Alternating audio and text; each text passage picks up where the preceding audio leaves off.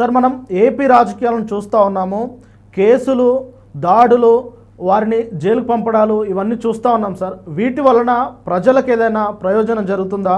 AP రాష్ట్రానికి పెట్టుబడులు వస్తాయా? ఎందుకంటే వరుస దాడులు జరుగుతూ ఉంటే ఇలాంటి గందరగోళ పరిస్థితుల్లో పెట్టుబడులు వస్తాయా రావా అన్న ప్రశ్నలు అయితే ఇప్పుడు ఉత్పన్నం అవుతున్నాయి సార్. దాన్ని మీరు ఎలా చూస్తారు సార్?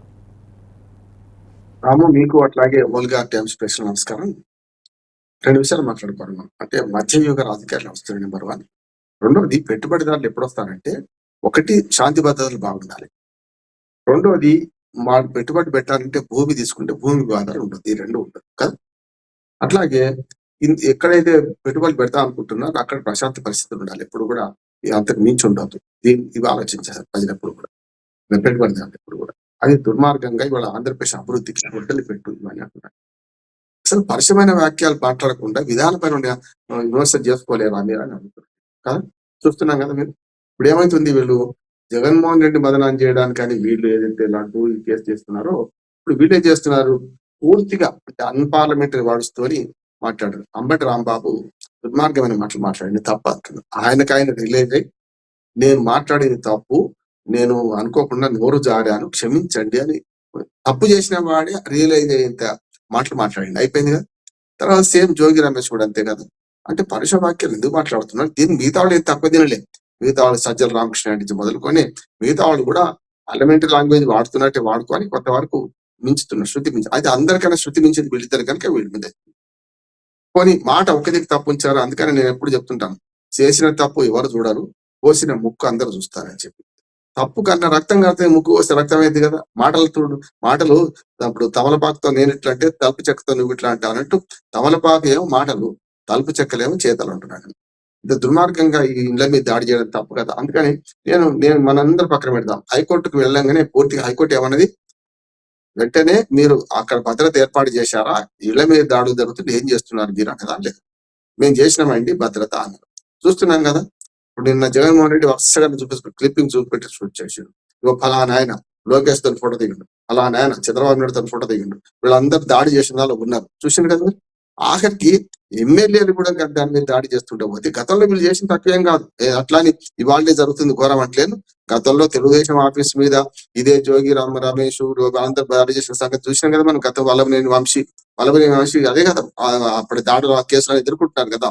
అప్పుడు కూడా తెలుగుదేశం పార్టీ ఆఫీస్ మీద దాడి చేసింది ఇప్పుడు చూస్తున్నాం మనం. అంటే ఏం తక్కువ ఇద్దరు కూడా. ఒకరిని మన రాజుగారి భార్య చిన్న భార్య మంచిదంటే పెద్ద భార్య మంచిది కాదు అన్నట్టు కాదు, ఇద్దరే అంటున్నాడు. ఇక్కడ కూడా అంతే. రెండు పార్టీలు వాళ్ళేమో భూతి పురాణం చదువుతున్నారు, వీళ్ళేమో భర్త పురాణం వీళ్ళు పెడుతున్నారు. అంటే బలం ఉన్న వాళ్ళకి భార్య అని పోలీసులు కూడా చోద్యం చేసుకుంటూ అవుతుంది. అక్కడికి వస్తారు అనుకుంటే నిజంగానే అధికారంలో లేని పార్టీ అయింది అనుకుందాం. ఏది ఒకవేళ వైసీపీ వీళ్ళ మీద దాడి చేస్తుంది అనుకోండి, ఇది లేకుండా అంతకుముందు అధికారం లేకుండా టీడీపీ అప్పుడు ఏం చేసేవాళ్ళు, హౌజర్స్ చేయకపోదు, అందరినీ కూడా ఎక్కడెక్కడ శాంతి భద్రతలు కాపాడతానికి చేయకపోదురా. అందుకని రాజ్యం యొక్క ప్రధాన పని ఏంటిదో మర్చిపోతున్నాయి రెండు, అప్పటి ప్రభుత్వం ఇప్పటి ప్రభుత్వం. రాజ్యం అంటే రాజ్యావతరణ సిద్ధాంతం చెప్పిన దానిలో, రాజ్యం ఏం చేయాలని చెప్పిన దానిలో ప్రజల ధన మాన ప్రాణ రక్షణ చేయాలి. ఇవి 3 చేయాలి.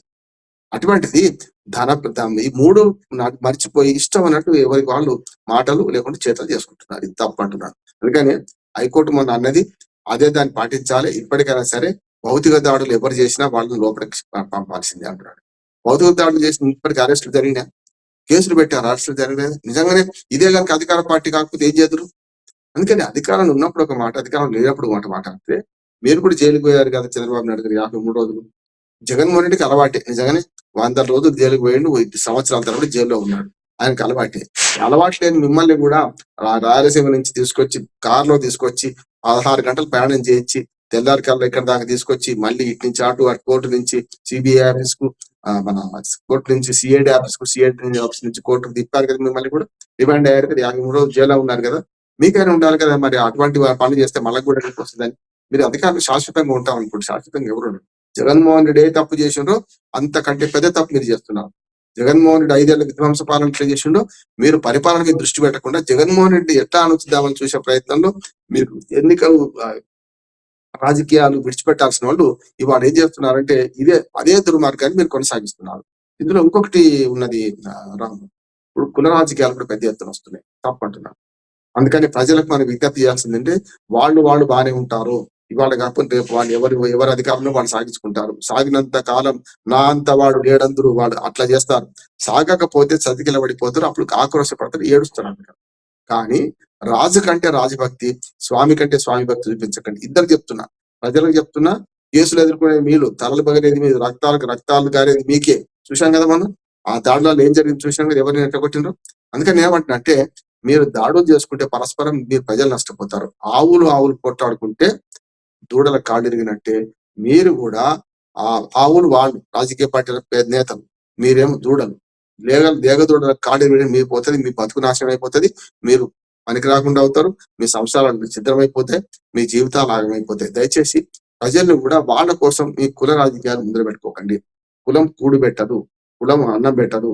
మీరు కులం కంటే గుణం గొప్పది అనుకోండి. మీరు మీ బతుకులు మీరు బతకండి. రాజకీయ ప్రయోజనాల కోసం వాళ్ళు మిమ్మల్ని డబ్బులు ఇచ్చుకుంటున్నారా, లేకపోతే ఇతరత్ర చేస్తున్నారా చూస్తున్నాం కదా.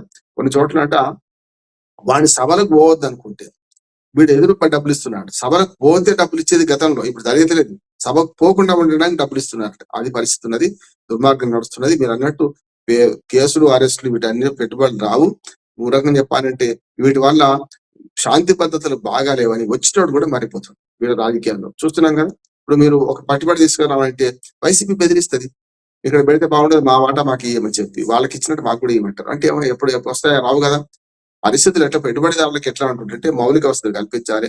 అట్లానే భూమి, నీరు, విద్యుత్, అట్లాగే రహదారులు ఏర్పాటు చేయడం, ఇవన్నీ చేసినప్పుడు కదా వాళ్ళు వచ్చేది. ఇవన్నీ చేసే క్రమంలో మీరే కొట్టుకొచ్చేస్తుంటే మేము ఎట్లా రావాలి, మేము ఎందుకు రావాలి అనే పరిస్థితి వస్తాయి కదా. చంద్రబాబు నాయుడుతో ప్రముఖ పారిశ్రామికవేత్త సమావేశం అయింది అనుకోండి, తెల్లారి జగన్మోహన్ నుంచి ఫోనే పోతుంది.